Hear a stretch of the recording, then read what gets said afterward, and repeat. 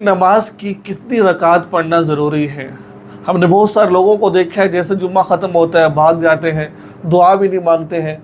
तो कितनी रकात पढ़नी है, कैसे कैसे पढ़नी है, जुम्मे के हवाले से बहुत अहम वीडियो है। तो कोशिश कीजिएगा वीडियो को आखिर तक देखिए, जिससे आपको बहुत ही ज़्यादा फ़ायदा होगा।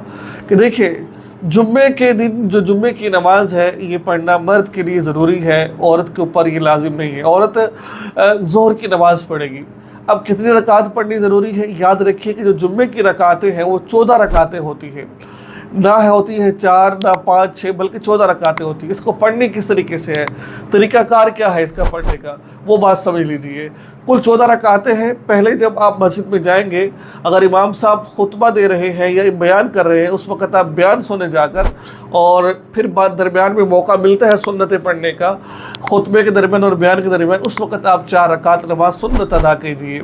जब खुतबा हो रहा हो उस वक़्त आपको सुन्नतें नहीं पढ़नी चाहिए। और उसके अलावा जब नमाज हो जाए, 2 रकात 2 फ़र्ज़ होते हैं, 4 सुन्नतें 2 फ़र्ज़ जो इमाम के पीछे पढ़ते हैं।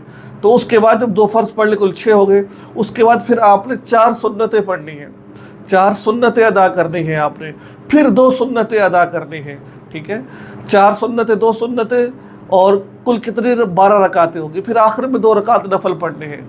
अगर आप 2 रकात नफल आखिर में नहीं पढ़ते तो कोई मसले वाली बात नहीं है, आपको गुनाह नहीं मिलेगा आपको। लेकिन 12 रकात पढ़ना आपके लिए लाजिम और ज़रूरी है।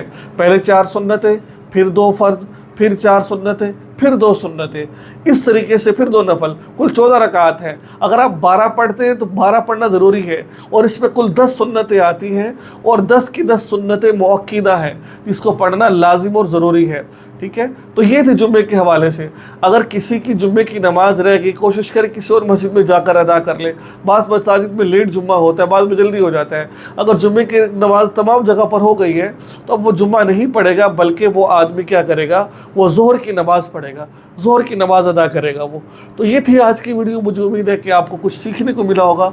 दुआ में याद रखें, चैनल को सब्सक्राइब कर लीजिए, फेसबुक पेज पर देख रहे हैं फॉलो कर आगे शेयर ज़रूर कीजिएगा। अस्सलामु अलैकुम वरहमतुल्लाहि वबरकातुहू।